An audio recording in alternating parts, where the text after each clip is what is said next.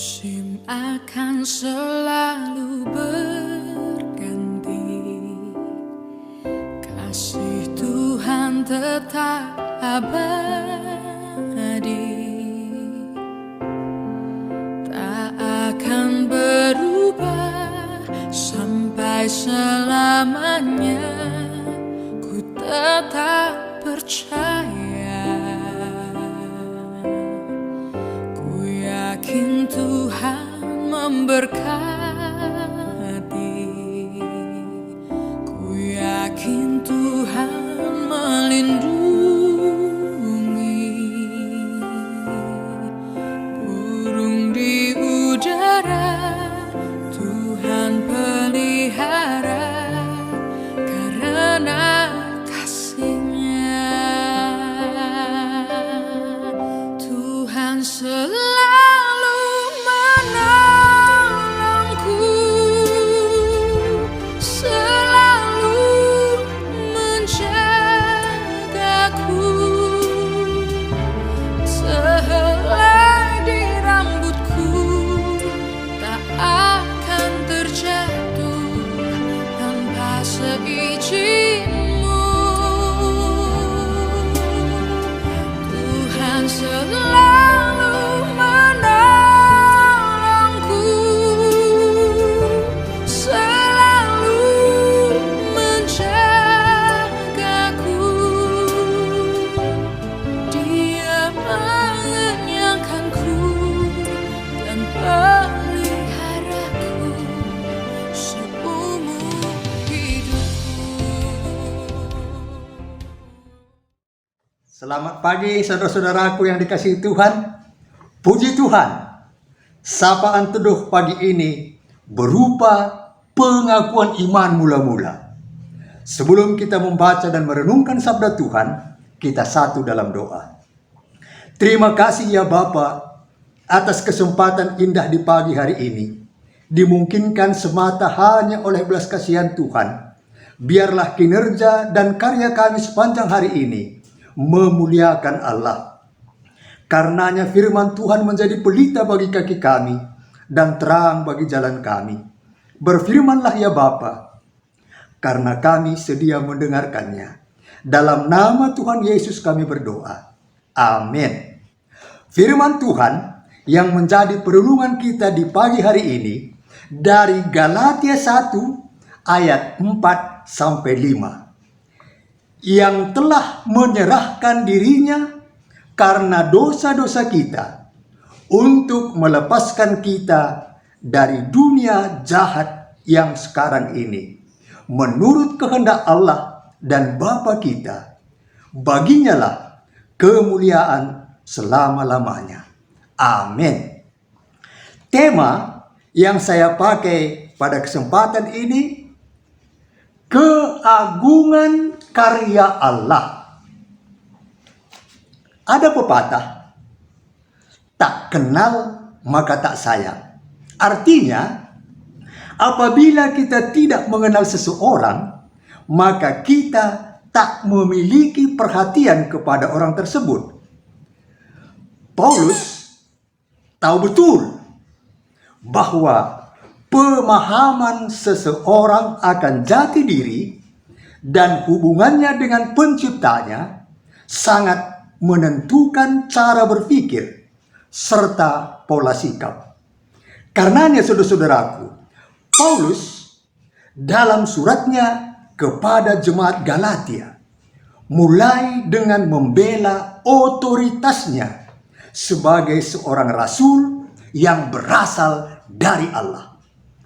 Tidak hanya rasul dalam arti orang yang diutus saja, seperti duta besar dari suatu negara yang ditugaskan pergi ke sebuah negara asing mewakili negaranya. Sebagai seorang duta, tentu harus menjaga hubungan diplomatik antara dua negara. Sebagai rasul, Paulus menyadari bahwa pesan utama yang harus diberitakan dalam pelayanannya tentang Yesus Kristus yang telah mati untuk menebus dosa manusia.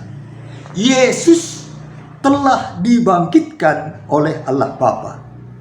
Lebih dari itu, Paulus seorang guru, pendiri gereja, pendisiplin, korektor ajaran sesat. Bahkan saudara-saudaraku, 13 dari 27 dalam kitab Perjanjian Baru, hampir setengah ditulis oleh Paulus. Bahkan kalau kita buka satu kitab, yaitu Kisah Para Rasul, menceritakan bagaimana Paulus dipilih menjadi rasul dan bagaimana Paulus memberitakan Injil ke seluruh kekaisaran Romawi. Paulus dengan tegas mengatakan bahwa kerasulannya bukan dari manusia. Sebaliknya, otoritas itu Paulus miliki melalui tindakan Yesus secara langsung melalui pengalaman hidupnya dalam perjalanan ke Damsyik. Kristus yang telah bangkit itulah yang telah menampakkan diri kepada Paulus dan menjadikan Paulus rasul. Saudara-saudaraku, masalahnya banyak orang-orang tidak lagi menyadari identitasnya sebagai anak-anak Allah. Indikatornya, dalam hidupnya tidak lagi seperti orang-orang yang sudah mengalami anugerah keselamatan dari Allah. Paulus sangat mengharapkan agar sadarlah dan bertekadlah untuk hidup bagi Allah. Apa artinya hidup bagi Allah? Tidak lagi hidup bagi dunia tentunya. Tidak lagi menghidupi nilai-nilai, ajaran-ajaran, pandangan hidup, serta keinginan-keinginan yang ada di dalam dunia. Allah telah mengampuni dosa-dosa. Hiduplah dalam damai sejahtera Allah. Allah lah satu-satunya pemelihara yang sempurna yang mampu memenuhi segala kebutuhan kita.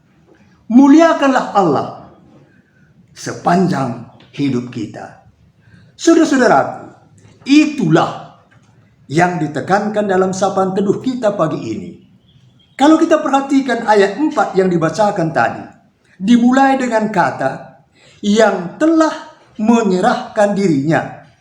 Ini sebuah tindakan final, murni, dilaksanakan dengan sukarela. Karena dosa-dosa kita, manusia harus dilepaskan dari kedudukan di dunia yang jahat sekarang ini. Ini bukan berita perbaikan, tapi lebih mendalam, berita pembebasan. Kata dunia di sini tentu maksudnya zaman, artinya waktu, bukan alam atau manusia, tetapi lebih ke lingkungan manusia yang telah dirusak oleh dosa, yang dikuasai oleh iblis. Itulah ilah zaman ini. Seperti dikatakan Paulus dalam 2 Korintus 4 ayat 4. Orang-orang yang tidak percaya, yang pikirannya telah dibutakan oleh ilah zaman ini, sehingga mereka tidak melihat cahaya Injil tentang kemuliaan Kristus yang adalah gambaran Allah. Saudara-saudaraku, melalui salam pembuka yang adalah salam damai ini, kita melihat keagungan karya Kristus dan Allah bagi manusia. Allah tidak membiarkan manusia terbelenggu dalam dosa. Tentu segala puji dan syukur seharusnya kita naikkan kepada Allah. Syukur harus kita nyatakan melalui hidup yang berkenan kepada Allah.